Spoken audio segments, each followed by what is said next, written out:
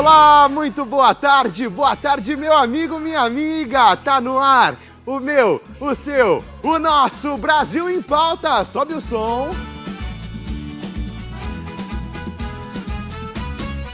Se tem notícia, é o Johnny William que tá no ar, levando a melhor da informação do Brasil e do mundo pra você que tá conectado aqui na nossa Rede Brasil de televisão. Tô fazendo o que eu gosto, pra quem eu gosto, que é você. Vem cá me dar um abraço. Oi! Aê! E olha, no programa de hoje, recebemos uma denúncia de uma moradora de Higienópolis. Nós fomos lá conferir, você vai ouvir os desdobramentos já desse caso. Criança é mantida em cárcere privado pelos próprios pais. Olha que absurdo. 1h30, novo golpe se populariza nas ruas de São Paulo. Que golpe é esse? Você vai saber aqui no Brasil em Pauta. Mas antes disso, eu quero chamar o ministro Alexandre de Moraes, relator do processo do julgamento do Bolsonaro, está ao vivo pela TV Justiça e a gente vai acompanhar agora. Pode encher a tela do Brasil. Aqui na história da humanidade, viu o golpista que deu certo, aí se autocolocar no banco dos réus. Na verdade, quem estaria no banco dos réus seria o Supremo Tribunal Federal. Seriam as instituições democráticas. Retorno à testemunha, Freire Gomes, que o depoente Freire Gomes e o brigadeiro Batista Júnior afirmaram de forma contundente suas posições contrárias ao conteúdo exposto, que não teria suporte jurídico para tomar qualquer atitude. Vocês estão acompanhando agora, pode segurar um pouquinho o som do ministro Alexandre de Moraes. Vocês estão acompanhando agora o relator do processo, do julgamento do ex-presidente Jair Bolsonaro pela TV Justiça. Vocês estão acompanhando agora. E parece, hoje começa a fase de votos, é isso, diretor? Hoje começa a fase de votos do julgamento. Vocês estão acompanhando agora a fala do relator do processo, julgamento do ex-presidente Jair Bolsonaro, ministro e relator Alexandre de Moraes. Pode encher a tela do Brasil. Muito interessante que, de uma hora para outra, surgiram versões de que adianta o comandante da Marinha falar de tropas? Ele não tem tropa. Quem tem tropa é o sargento. Ou seja, toda a hierarquia e disciplina das Forças Armadas, histórica no mundo todo, virou um instrumento de defesa. Como não adianta o comandante falar que vai colocar as tropas, porque ele não manda em ninguém. Ora, então, ele é o desmandante, ele não é o comandante. Obviamente, aqui colocou a tropa. Vocês acompanharam agora as falas do ministro e relator Alexandre de Moraes no julgamento do ex-presidente da República, Jair Bolsonaro. Ele continua falando ao vivo pela TV Justiça e aqui você acompanha os principais desdobramentos do julgamento. Hoje, inclusive, começa a fase de votos. E como é que vai funcionar essa fase de votos, Johnny? Primeiro, quem vai indicar o voto aqui, é o relator. É o ministro Alexandre de Moraes, depois vem sequenciais dos outros ministros. A gente volta com os principais desdobramentos do caso em poucos instantes para vocês. Vamos aqui, porque a Justiça derrubou o veto do prefeito Ricardo Nunes e determinou que a Prefeitura de São Paulo regulamente em até 90 dias o serviço de mototáxi na capital. A decisão abre caminho para que motociclistas possam atuar legalmente no transporte de passageiros. Coloca na tela do Brasil, vamos acompanhar. O Tribunal de Justiça de São Paulo decidiu que é inconstitucional o decreto que proíbe o transporte remunerado de passageiros por moto em São Paulo. Por unanimidade, o órgão especial da Corte entendeu que não cabe ao município proibir a modalidade, o que só poderia ser feito por lei federal. A determinação passará a valer 90 dias após a publicação do acórdão, período no qual a Prefeitura deve regulamentar o serviço. Cabe recurso. Desde 2023, a Prefeitura de São Paulo e as empresas de aplicativo travam uma disputa judicial sobre a legalidade do serviço de transporte de passageiros por motocicletas. Em nota, a Procuradoria-Geral da República afirmou que a Prefeitura de São Paulo não teve acesso ao acórdão e que assim que o documento for publicado, analisará as medidas que serão adotadas. Olha, proibir não resolve nada. O que a cidade precisa é de regras claras, segurança e fiscalização. o mototáxi pode ser uma alternativa rápida e acessível de mobilidade aqui na cidade de São Paulo. Mas só vai funcionar bem se houver responsabilidade na regulamentação desse serviço. O jeito não é proibir. Não é você proibir os carros de aplicativo, as motos de aplicativo, não é você proibir as mototáxis. É você regulamentar, é você capacitar. Não é dessa forma aqui. A gente já tem a faixa azul lá, o corredor azul, que ajuda muito os motociclistas. Eu acho que isso vai só beneficiar a cidade de São Paulo, que é uma cidade enorme. 1h35, vamos rodar. Um influenciador conhecido como Buzeira causou grande confusão na cidade de Olímpia, no interior paulista. Ele prometeu distribuir ursinhos recheados com dinheiro. E a ação acabou em tumulto. Por que será, né? Você acompanha agora na tela do Brasil.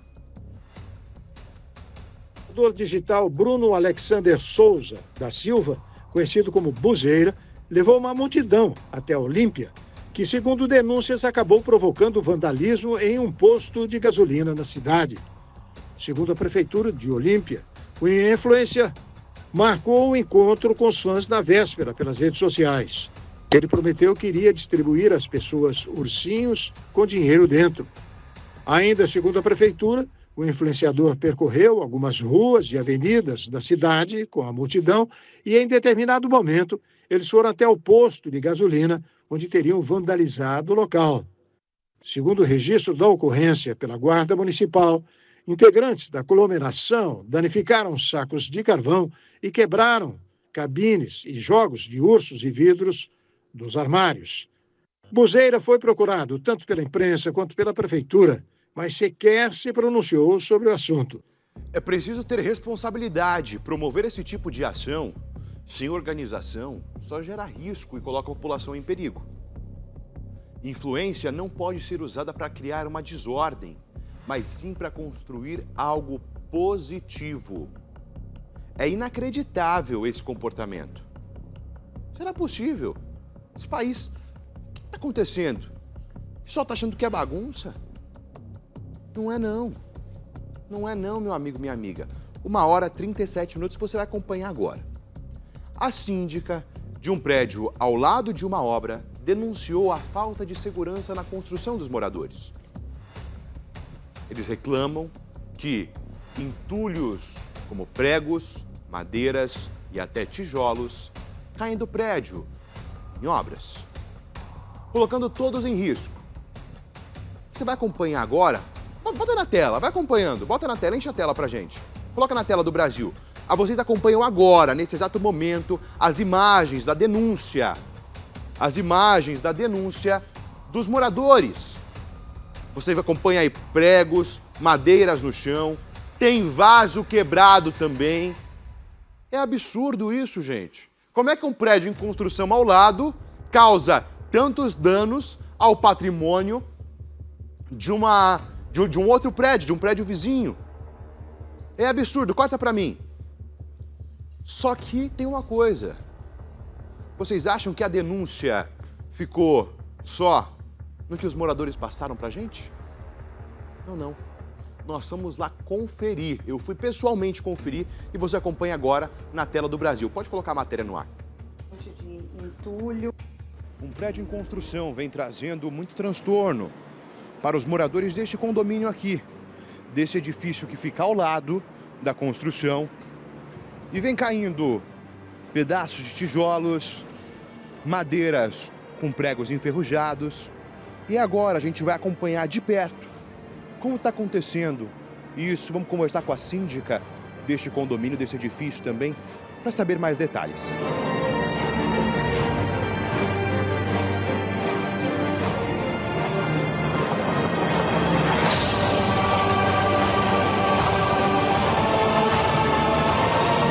Conta pra gente, há quanto tempo os moradores aqui do edifício estão passando por essa situação? Olha, já tem mais de 1 ano e meio. Primeiro foi a demolição e a fundação, né? Demolição do prédio que tinha aqui, que era um predinho baixo, e a fundação, que a gente teve vários problemas, assim, um cheiro de diesel, que os moradores ficavam enjoados, com dor de cabeça. E depois a subida toda desse prédio, né, com uma série de objetos caindo aqui no nosso prédio e colocando em risco a vida dos moradores e dos animais de estimação que moram aqui.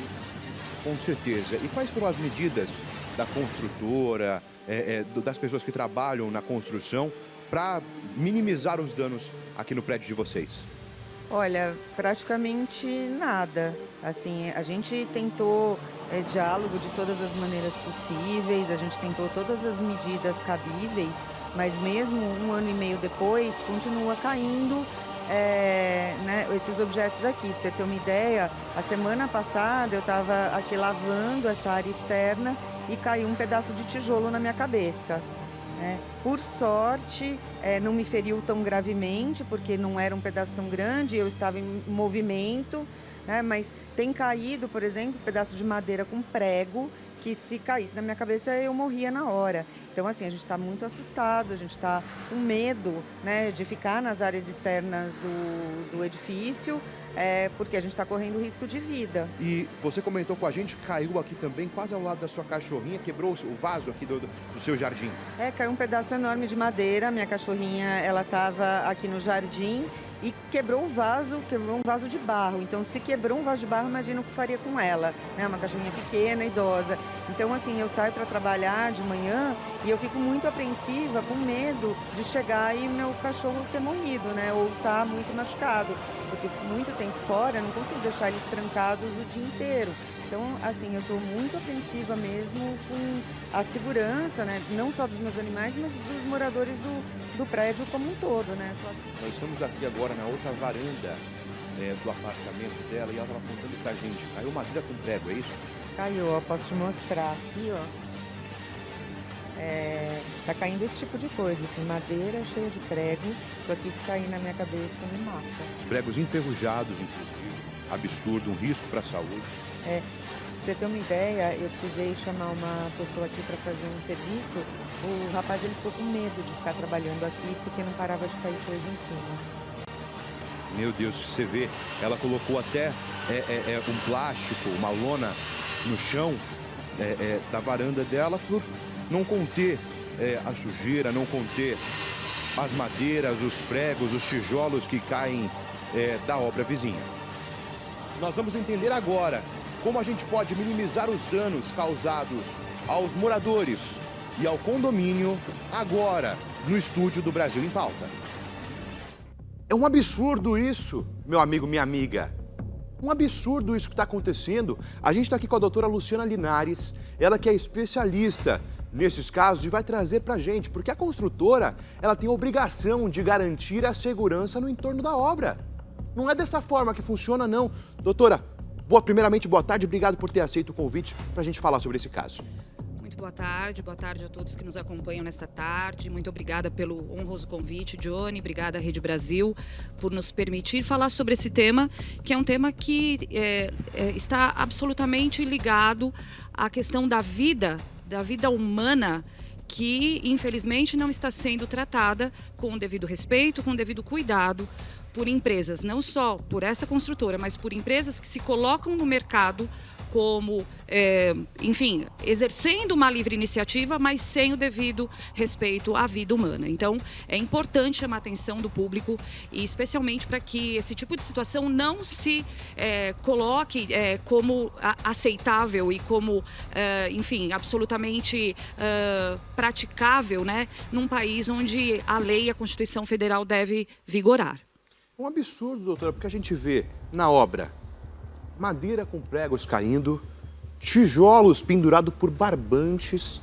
Só que, gente, espera um pouquinho. Para você que não entende de obra, meu amigo, minha amiga que está assistindo, um tijolo, o barbante não segura o tijolo.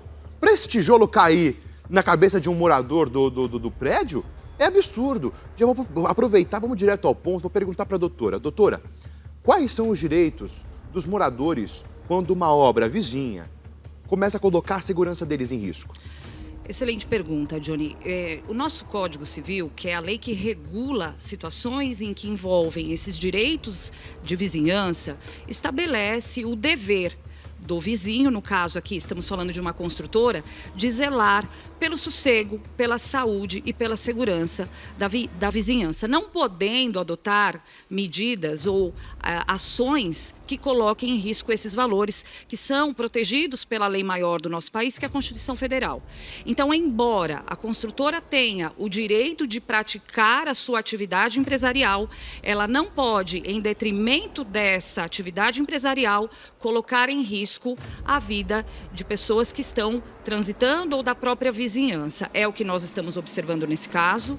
É um caso assustador, porque diariamente nós estamos observando, no caso do relato dessa moradora, ela está sofrendo risco de morte.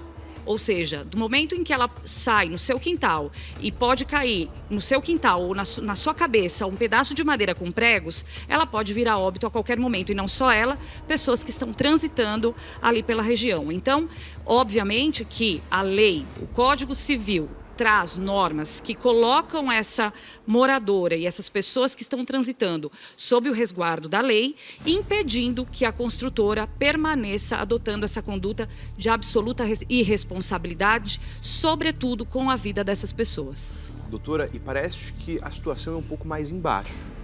Porque eu estive conversando com os moradores, quem falou com a gente foi a porta-voz, foi a síndica do condomínio, mas eu estive conversando com moradores que falaram gentilmente com os pedreiros, com o pessoal da obra, inclusive ameaçaram os moradores de estupro dentro do prédio.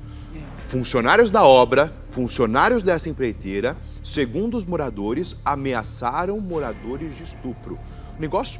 Então vai para uma, não é só civil, vai para uma área criminal também, né, doutora? Certamente. É o tipo de situação que nos é colocada é absolutamente criminosa. Quer dizer, não há uma orientação, e é um dever que caberia a essa construtora, no sentido de evitar esse tipo de constrangimento. Houve a prática de um crime, pelo que nos foi trazido por essa moradora, ou seja, até que ponto a construtora, e aqui falando nesse caso específico, mas de maneira geral, até que ponto as empresas que se colocam no mercado, construindo empreendimentos, praticam e adotam medidas para que os seus funcionários tenham esse zelo, tenham esse respeito. Nós não podemos considerar como natural esse tipo de ação, não vale tudo, não é possível que esse tipo de ação, que esse tipo de crime seja cometido por pessoas que não estão tendo o menor respeito por essa senhora ou por situações semelhantes que venham a ocorrer no nosso país. Doutora, qual que é a responsabilidade da construtora perante a isso? Porque assim, a gente vê, já causou um prejuízo para ela, quebrou o vaso da casa dela, dos moradores também, porque assim, não é só ela, gente. Isso aqui foi a portadora, vocês acompanharam agora a matéria, que foi a portadora, é a síndica do condomínio falando com a gente. Porém, outros moradores falaram com a gente, mas não quiseram aparecer na gravação. Então, doutora, qual a responsabilidade da construtora quando cai esses entulhos, pregos, prego com madeira, pontiagudo, inclusive enferrujados? Vocês viram aí nas imagens, os pregos estavam enferrujados, caiu um pedaço de tijolo na cabeça da síndica. Qual a responsabilidade da construtora, doutora? Realmente é muito triste nós verificarmos isso num país onde nós somos, todos nós brasileiros, somos regidos e devemos cumprir as normas. Então, antes de se falar sobre a responsabilidade por danos materiais que essa construtora está provocando a essa senhora, nós temos que falar e chamar a atenção, especialmente pelo risco que ela está correndo diariamente, não só ela, mas outras pessoas que estão transitando nessa região, me parece que é a Rua Maria Antônia. Sim. E, obviamente, chamar a atenção dessas pessoas que estão praticando esse tipo de conduta, porque o dano material que ela vier a sofrer está resguardado pela lei, ela pode a qualquer momento pleitear judicialmente uma indenização.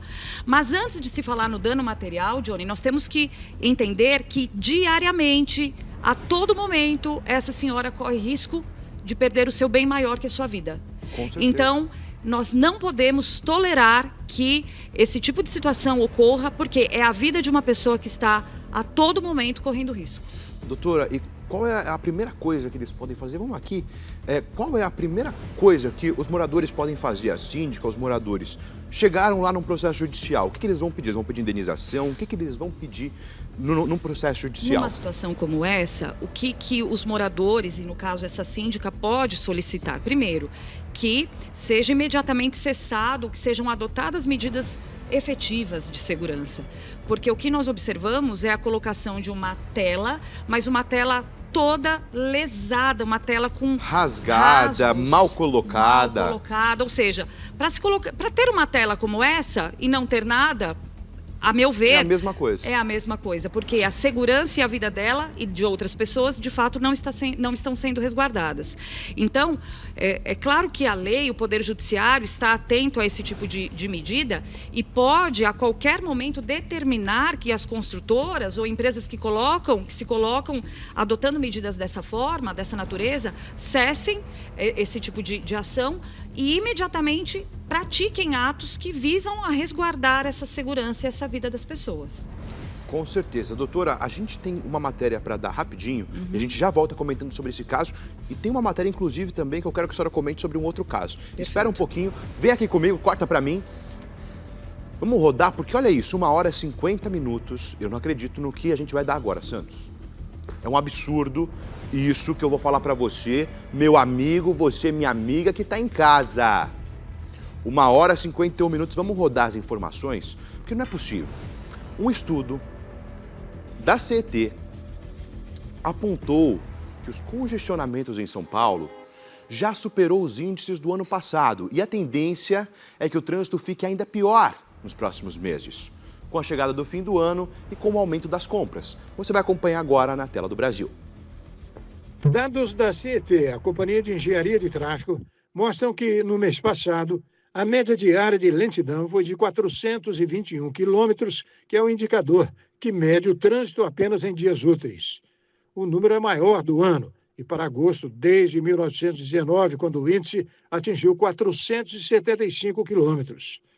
A média diária nos 8 primeiros meses de 2025 foi de 364 quilômetros, a mais alta desde aquele ano, que era de 481 quilômetros. O indicador atual pode crescer, principalmente por causa dos tradicionais congestionamentos de fim de ano.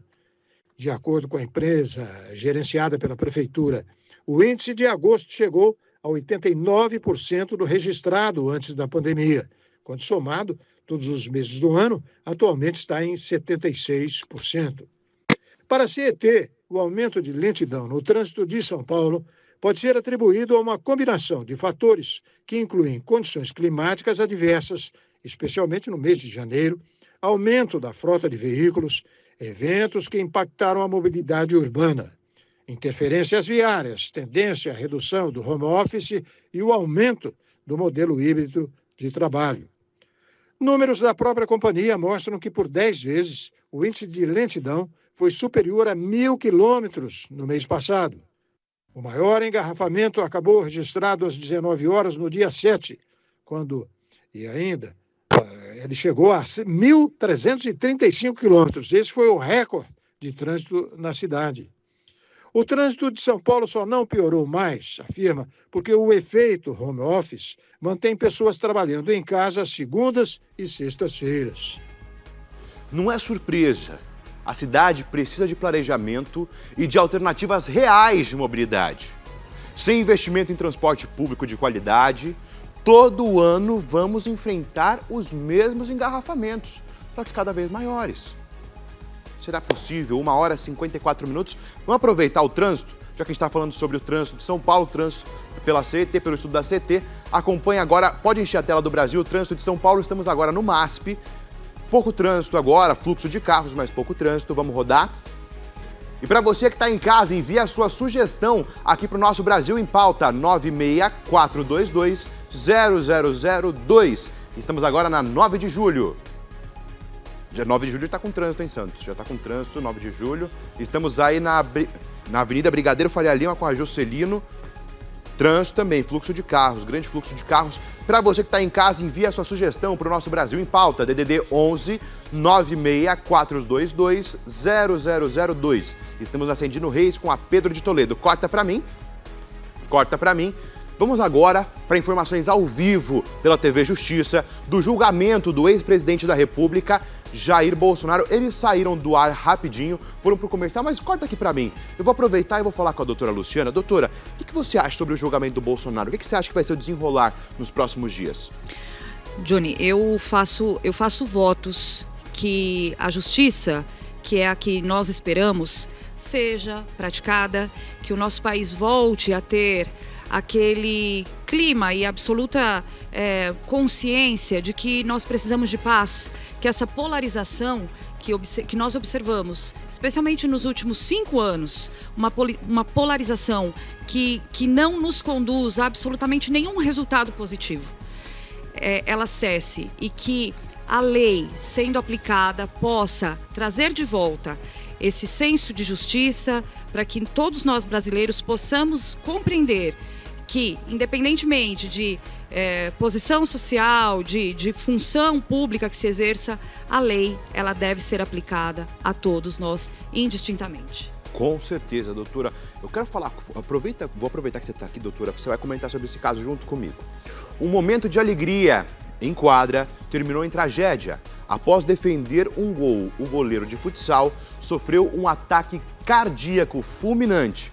Ele foi socorrido, mas não resistiu. Vamos acompanhar a matéria. O lance costumeiro na prática do futsal acabou se tornando uma enorme fatalidade. O goleiro Edson, também conhecido como Piché, estava disputando os Jogos da Semana da Pátria no município de Augusto Correia e participava da disputa por pênaltis. Ele pulou no canto direito, defendeu uma cobrança, caminhou em direção ao companheiro e caiu. A reação dos amigos de equipe foi imediata, clamando por atendimento médico ao ver o goleiro no chão. Ele recebeu os primeiros atendimentos ainda no ginásio, mas foi logo encaminhado ao hospital local. A causa da morte não foi divulgada oficialmente. A Federação Paraense de Futsal emitiu uma nota de pesar por conta do falecimento do goleiro, destacando a pessoa que ele foi dentro e fora das quadras, além de expressar sentimentos a familiares, amigos e à comunidade esportiva. Puxa vida, que caso doloroso. Você vê uma pessoa que fazia o que gostava, estava brincando com futebol, com amigos, até mesmo profissionalmente, defende um gol e acaba vindo óbito. Que caso trágico, né, doutora? Uma tragédia, muito triste. Meus sentimentos aos familiares.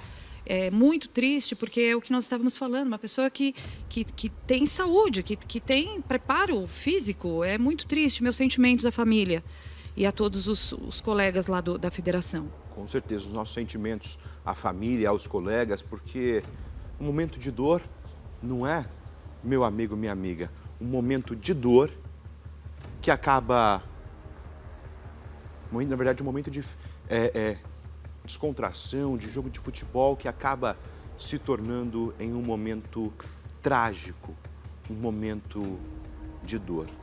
Para você, meu amigo, você, minha amiga que está em casa, envie a sua sugestão, arroba Brasil em Pauta, RBTV, o nosso Instagram. E temos também nosso WhatsApp, que é o 11, pera um pouquinho, estamos com um probleminha técnico no GC, a gente volta já, mas olha isso, vem aqui comigo, meu câmera. O influenciador Maurício Silveira Zambaldi, conhecido como Maurício Dragão, foi preso em Campinas. Doutora, quero que você acompanhe esse caso junto com a gente. Ele foi preso em Campinas acusado de envolvimento com o crime organizado. Famoso por rifas de moto de luxo e por ostentar uma vida milionária nas redes sociais, esse é o Maurício. Ele é suspeito de financiar um plano para assassinar o promotor Amaury Silveira Filho e um comandante da Polícia Paulista. Bota na tela do Brasil, vamos acompanhar. Agora, as imagens. Essas imagens foram retiradas da internet. Esse é o Maurício Dragão, influenciador preso por planejar assassinato de um promotor e um comandante da Polícia Paulista. O Ministério Público já está investigando o plano articulado por Maurício e seus comparsas, que visava interromper as investigações contra a facção criminosa PCC. A prisão ocorreu em operação do GAECO, que também apreendeu provas de lavagem de dinheiro. O caso segue sob a investigação e outros envolvidos podem ser identificados nos próximos dias. Vamos aqui na Camete, porque eu quero comentar com a doutora. Doutora, que absurdo um caso desse. Quais são as medidas que podem ser tomadas agora? Olha, é muito pesado esse tipo de situação. O que nós observamos é realmente a exploração das redes sociais, um desejo muito grande das pessoas de ostentarem. Eu observei a sua fala, Johnny, muito boa a sua fala, especialmente por quê? Porque para se manter essa vida, muitas vezes uma vida criminosa, né? Praticando esse tipo de ação, eles cogitam e ficam planejando exterminar a vida de autoridades que também estão atuando para defender a sociedade. Então, eu torço como brasileira, como uma pessoa que se preocupa com a segurança de todos nós, que as autoridades ajam severamente, exemplarmente, na punição não só desse sujeito, mas de todos que cometem crimes e que cogitam e planejam esse tipo de conduta contra quem está trabalhando para defender a sociedade. Um absurdo, meu amigo, minha amiga. Você vê aonde chega, vamos aqui comigo, aonde chega o crime organizado. Querer matar um promotor, planejar matar um comandante da Polícia Paulista. Será possível? Até onde a gente vai chegar no nosso país? Que isso, que absurdo. 2 horas, 1 minuto. Doutora, vou te fazer uma pergunta agora, fora desse escopo tenso. Estamos agora com a doutora Luciana Linares, ela que é advogada. E eu fiquei sabendo que você tem filhos, não tem, doutora? Tenho. Você já foi no parque Wet n Wild? Aquele parque aquático que fica em Itupeva? Sim, conheço. Você ficou sabendo que agora vai ter o Noites Macabras lá, a Noite do Terror do Wet n Wild. Não tô sabendo. Vai ter, na verdade vai ter não, já começou. Começou nessa sexta-feira e a gente foi lá. Vamos acompanhar, comigo, doutora, pode rodar. Lá. E quando o calor aperta, o Wet n Wild vira paraíso para todos os paulistas. Localizado às margens da rodovia dos Bandeirantes, o Wet n Wild conta com mais de 25 atrações para todas as idades. Até para quem quer se divertir em tobogas radicais, mas também para quem quer relaxar. Tudo com muita segurança e conforto.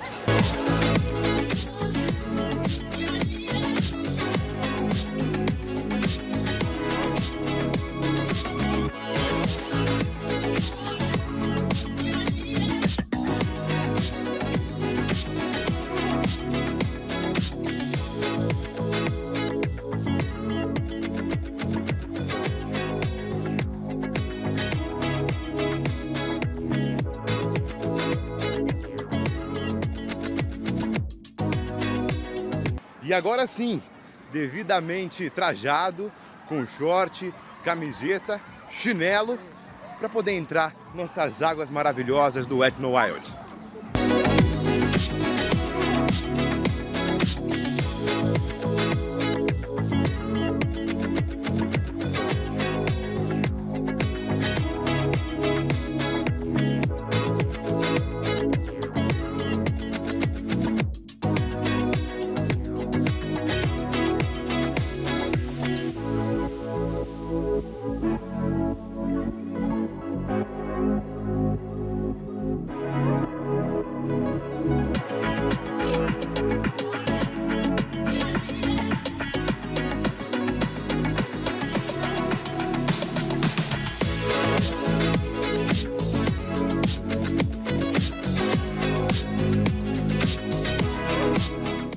E agora, quando tudo escurece, que começa as noites macabras. Agora vocês vão ficar com as imagens exclusivas do show de abertura.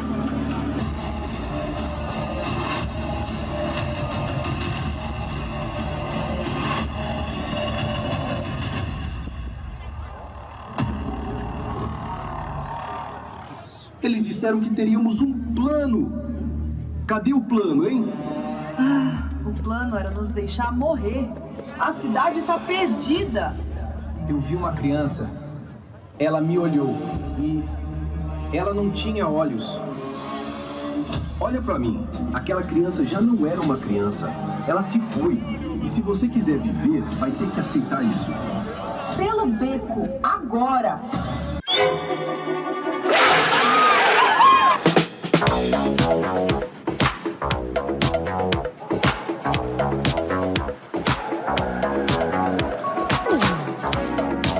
It's close to midnight. Something evil's lurking in the dark. Under the moonlight, you see a sight that almost stops your heart. You try to scream, but terror takes the sound before you make it. And you start to freeze, and so it looks you right between your eyes. You're paralyzed. You hear the door slam and realize there's nowhere left to run. You feel the cold. Ó, quem aí, ó? Eu gosto dessa música, ó. Essa música é boa, né, doutora? Essa música aí é legal, não tem como ficar parada. Marcou uma geração. Marcou uma geração. Michael Jackson é unanimidade. Dançou muito essa música, doutora? Não digo que dancei, mas eu sou muito fã do Michael Jackson, É muito viu? bom, né? Essa Gosto, música é muito boa. Gosto dele. Então, doutora, pra você aí que quer acompanhar, quer levar seus filhos na Noites Macabras aí do Wet n Wild, já sabe que tá todos os finais de semana. Só que tem um detalhe. Olha isso, doutora. Amanhã, com exclusividade, vai ter a parte 2 do Wet n Wild, mostrando como vai a trilha do terror. A trilha do terror dentro do Wet n Wild você acompanha aqui a partir da 1h30 da tarde no nosso Brasil em Pauta. É isso. Doutora, voltou o julgamento do Bolsonaro. Vamos acompanhar agora? Pode encher a tela do Brasil? Cadê? Bota o julgamento do ex-presidente Jair Bolsonaro, o relator que está falando agora, o Alexandre de Moraes. Pode colocar na tela. Organização criminosa Jair Messias Bolsonaro. A atuação efetiva e a prática de atos executórios pela organização criminosa iniciaram-se com a utilização de órgãos públicos, em um primeiro momento ABIN e GSI, para a construção e divulgação, apoiando-se inclusive em suas denominadas milícias digitais, de uma falsa e ilícita versão sobre vulnerabilidade das urnas eletrônicas e falta de legitimidade da justiça eleitoral, com a finalidade de gerar instabilidade institucional e caos social, criando uma futura situação no país que possibilitasse a restrição do pleno exercício do Poder Judiciário, seja até o período eleitoral, seja até uma eventual continuidade do governo em caso de vitória das eleições, ou a decretação de um golpe de Estado, caso o resultado eleitoral lhe fosse desfavorável, com o encerramento do Estado Democrático de Direito conquistado plenamente pelo Brasil pela Constituição de 1988. A organização criminosa, portanto, desde início de julho de 2021, iniciou uma sequência de atos executórios que consumaram a prática dos delitos de organização criminosa, abolição violenta do Estado Democrático de Direito e golpe de Estado, previstos no artigo 359-L e 359-M. Os réus tentaram, com emprego de grave ameaça, abolir o Estado Democrático de Direito, impedindo ou restringindo o exercício dos poderes constitucionais, em especial do Poder Judiciário brasileiro, com o claro intuito de manutenção de seu grupo político no poder. Da mesma forma, mediante diversos atos executórios voltados a tentar... Vocês acompanharam agora mais uma palavrinha do relator do processo do ex-presidente da República, Jair Bolsonaro. A gente já voltou aqui com a nossa doutora, ela comentou sobre o caso, comentou sobre o julgamento do ex-presidente da República, mas vamos voltar um pouquinho, vamos voltar lá para o prédio. Quero fazer mais uma pergunta para a doutora, para você aí de casa. Johnny, não estou entendendo, liguei a televisão agora, não estou entendendo o que a doutora está aqui, por que ela está aqui, que caso que vocês vão relembrar. Moradores de um prédio na região de Higienópolis, aqui em São Paulo, estão sofrendo porque um prédio vizinho está em construção. E olha isso, meu amigo, minha amiga, vem cá comigo.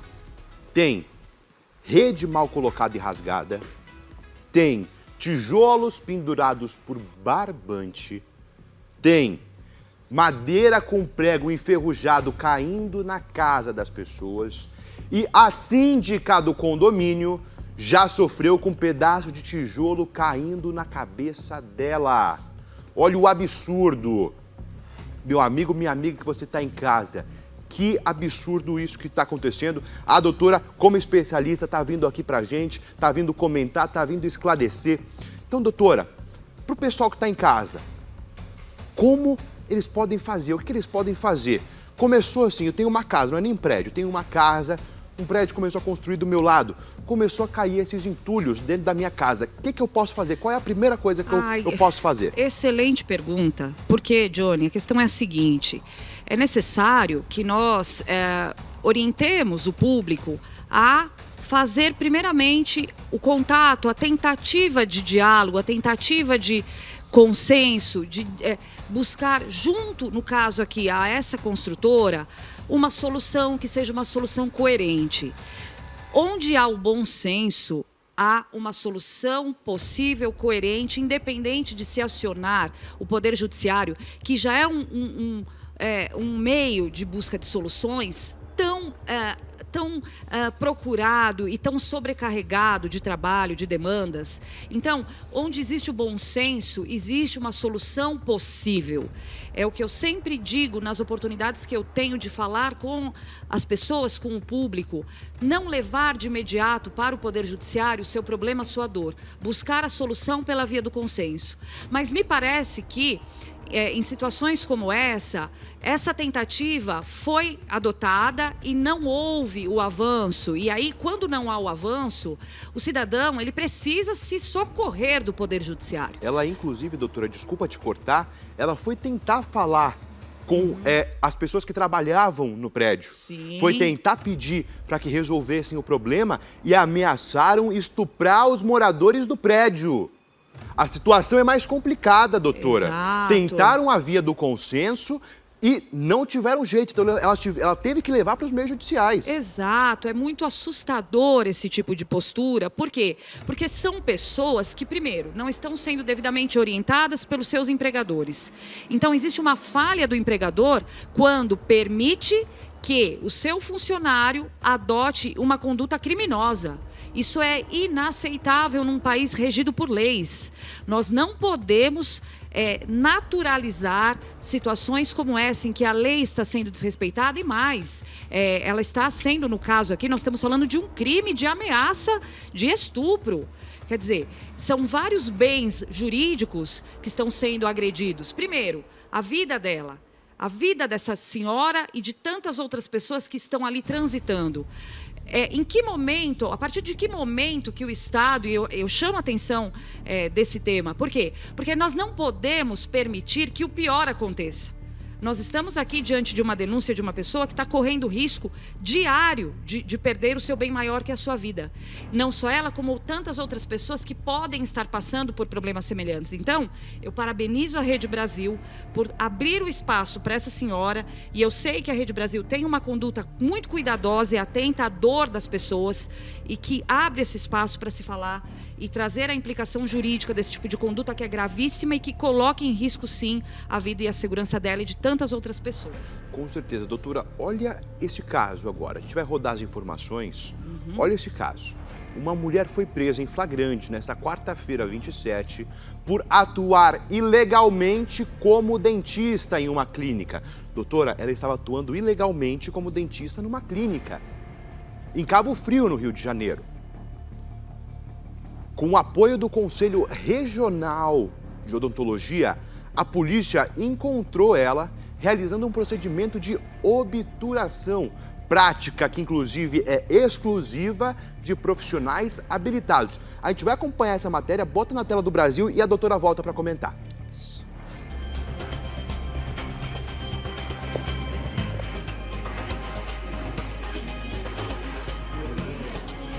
Vai consultar também. Doutora Andréa?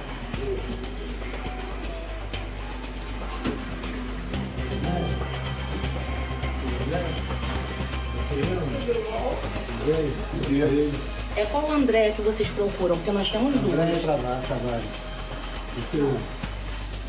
André Tavares é daqui? Deixa eu perguntar só para Malu Céu. Vamos dar uma olhada.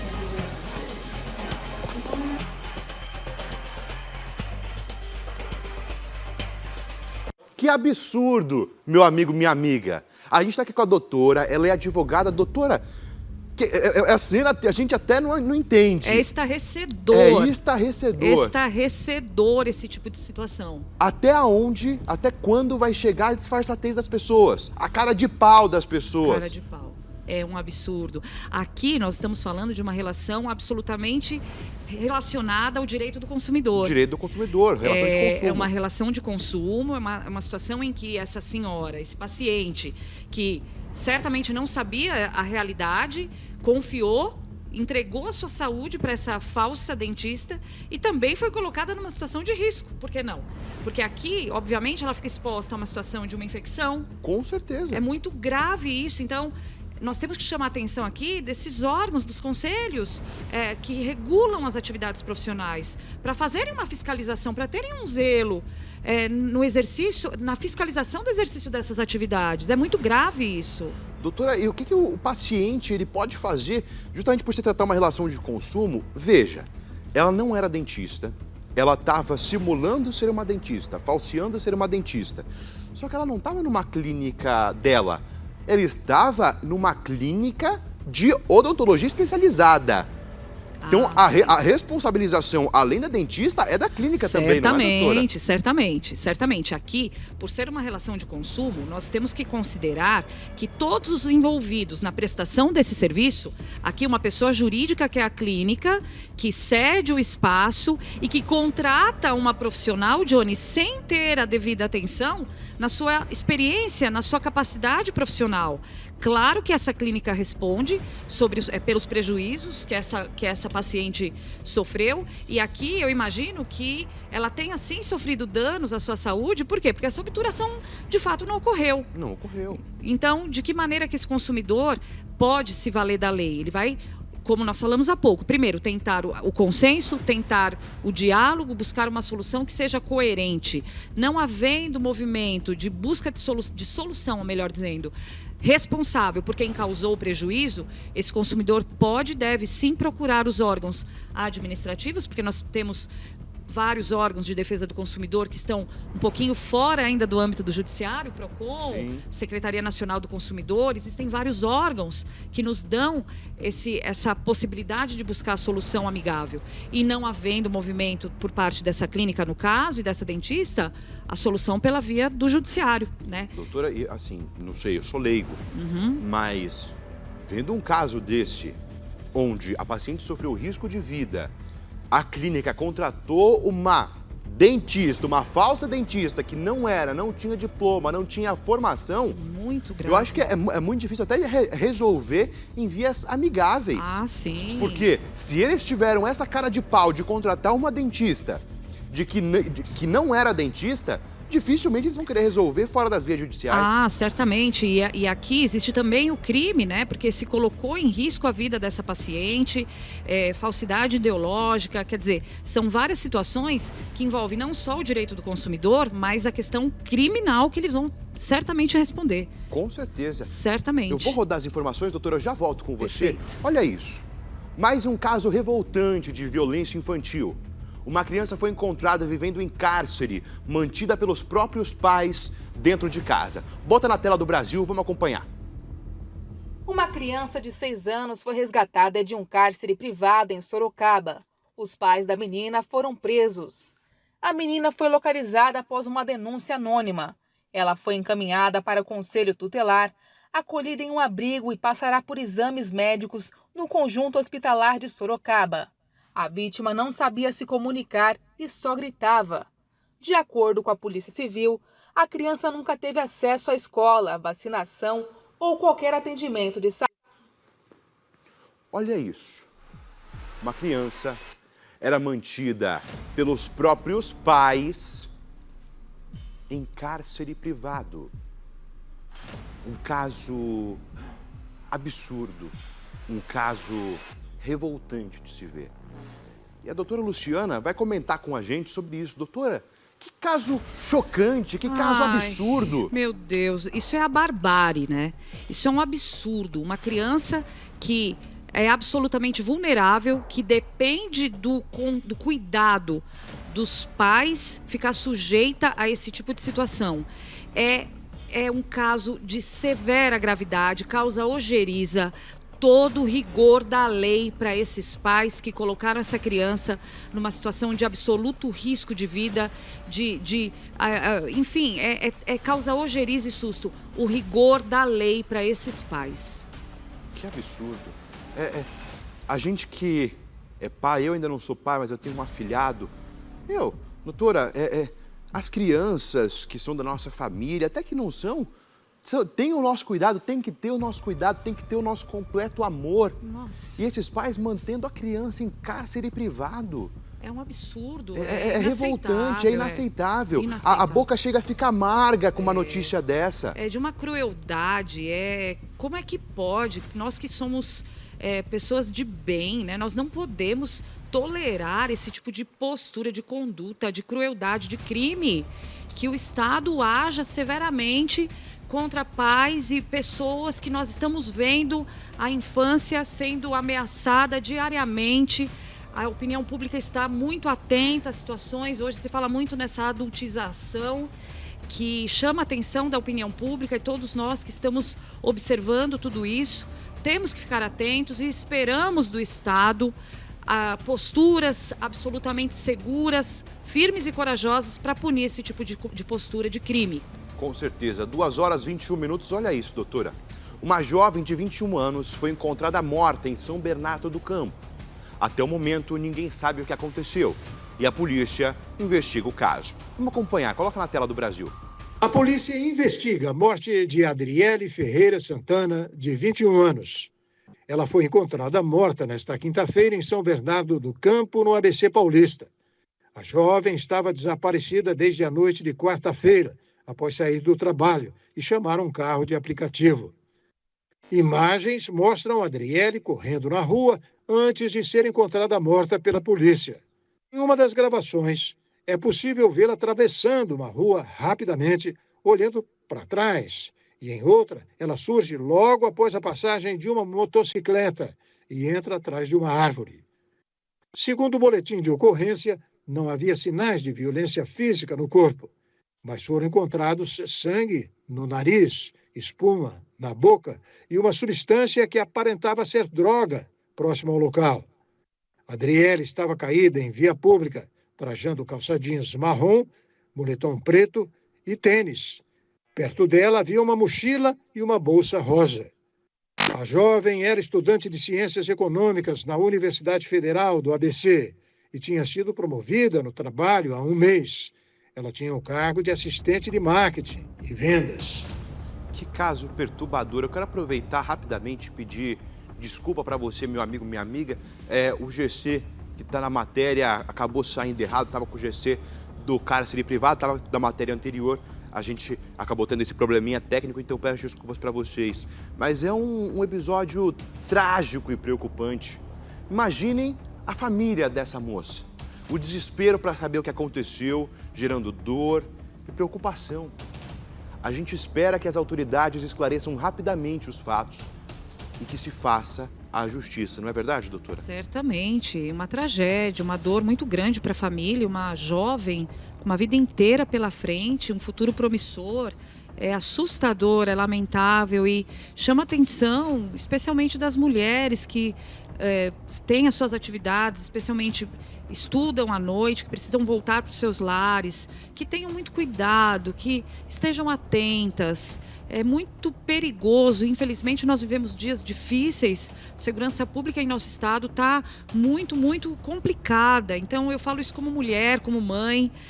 Temos que ter muito cuidado nas ruas de São Paulo. Se possível, sair com os amigos, né? Sair todos juntos para não acontecer qualquer coisa do tipo, porque é muito perigoso. Exato. A ingenuidade não cabe mais, não tem mais espaço para ingenuidade, acreditar, né, que nada vai acontecer, porque nós estamos, especialmente nós mulheres, que fisicamente somos mais frágeis, isso é da natureza da mulher.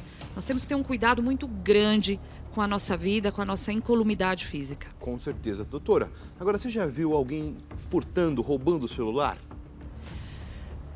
Infelizmente está acontecendo. Muita coisa. Vamos acompanhar essa matéria, a gente já volta para comentar. O texto, que contou com o apoio unânime dos parlamentares, foi relatado pelo deputado Alberto Fraga, integrante da Frente Parlamentar da Segurança Pública. Agora a proposta segue para o Senado, onde, segundo a avaliação do governo, deverá ser aprovada sem dificuldades, já que a maioria dos senadores apoia a medida. O ministro da Justiça, Ricardo Lewandowski, comemorou a aprovação do projeto e elogiou a condução do presidente da Câmara, Hugo Mota, e também destacou o consenso alcançado na votação. A aprovação do projeto faz parte do esforço do governo para combater o aumento de furtos de celulares e as fraudes associadas, que causaram prejuízo de 10 bilhões de reais em 2024, um crescimento de 17% em relação ao ano anterior. Atualmente, a pena para esse crime varia de 1 a 4 anos de prisão. Com a aprovação do novo texto, as punições poderão ser ampliadas em até 50%, chegando a 12 anos de reclusão nos casos envolvendo aparelhos de celular e mercadorias de circulação controlada, como medicamentos, combustíveis, fertilizantes, minérios e veículos. O principal argumento para a pressa na aprovação é a crescente pressão da sociedade por maior segurança pública, o que dificulta qualquer resistência política à proposta. Endurecer a pena para quem compra ou revende celulares roubados é primordial, é fundamental, não é verdade, doutora? Certamente. As pessoas, elas precisam temer a lei. Se não há o peso da lei pela prática de crime, a sociedade ela tende a considerar natural a prática de crimes. Então, enquanto não houver o rigor da lei sobre a prática de crimes, a punição exemplar de crimes, a tendência é que a situação se agrave. Então, nós temos que chamar atenção e cobrar das autoridades, do Poder Judiciário, do Poder Legislativo, que não só edite, que crie normas, mas que essas normas sejam cumpridas. Porque senão a gente fica realmente num cenário cada vez mais grave de impunidade, Johnny. É isso que nós não podemos aceitar. Não tem como, doutora. Exato. Porque a gente vê cada vez mais nas ruas de São Paulo, nas ruas do nosso país, pessoal dirigindo. Meu grande amigo Thiago Gardinali, apresentador da Record, esteve passando aqui pela Rubem Berta, aqui perto, dirigindo o seu carro junto com uma outra repórter da Record. O cidadão quebrou o vidro do carro, os estilhaços vieram em cima do corpo da repórter da Record, o cara roubou o celular, pegou o celular e saiu correndo. E você vê, estão fazendo isso com pessoas que são da imprensa, pessoas que estão gravando, que estão fazendo. Imagina com o cidadão comum, que está sem câmera, que não está gravando. Que absurdo o que está acontecendo. Então, endurecer as penas é fundamental, não é, doutora? É fundamental. E aqui em São Paulo, né? Eu que sou uma paulistana apaixonada pela nossa cidade, eu torço tanto para que a polícia esteja mais presente, que nos dê a sensação, porque o que nós queremos é a sensação, nós queremos ter a segurança, ter o direito de ir e vir. O cidadão de bem hoje, ele está ficando preso em seus lares, porque ele tem medo. Então, nós não podemos permanecer com essa sensação de insegurança. Eu chamo a atenção das autoridades, em nome da paz social, nós que precisamos atuar, que temos que... Em nome, inclusive, de cumprir a Constituição Federal, que é o direito de ir e vir. De ir e vir, quer dizer, nós não podemos permitir que haja essa inversão de valores. Pessoas de bem que têm todo o direito de... reclusas em casa, enquanto os assaltantes, os ladrões estão aí soltos. Exato, e o que tem me chamado muita atenção também, Johnny, é a prática de crimes com transeuntes, pessoas que estão andando e na rua, né, estão ali caminhando e sofrem o assalto, levam os seus telefones, quer dizer, tá muito assustador. É muito assustador. É muito doutora, assustador. eu quero agradecer a sua participação aqui no nosso Brasil em Pauta. Obrigada, Johnny. Muito obrigado por aceitar, por vir falar com a gente sobre os temas relevantes para a nossa sociedade. E já faço o convite, vai voltar aqui mais vezes, doutora, para a gente comentar sobre os casos que estão acontecendo no nosso mundo. Doutora, um grande prazer, muito obrigado por ter você aqui no nosso programa. Que Deus abençoe. É uma honra, amém. A honra a é todos toda minha. nós. Muito obrigada a todos que nos acompanharam. E para você, meu amigo, minha amiga, a gente está ficando por aqui. O nosso Brasil em Pauta está ficando por aqui. Antes disso, cadê nossas redes sociais? Meu diretor, cadê as redes sociais? @Brasil em Pauta, RBTV, @JohnnyWilliamOF. Vocês estão acompanhando agora o nosso GC, @Brasil em Pauta, RBTV, @JohnnyWilliamOF. Meu amigo, minha amiga, você me espera amanhã aqui na nossa Rede Brasil de televisão, 1h30 da tarde. Sobe o som! brincar, ó. Ó o nosso abraço, ó o nosso abraço. Aê! Ó, beijo pra vocês. Tchau, tchau.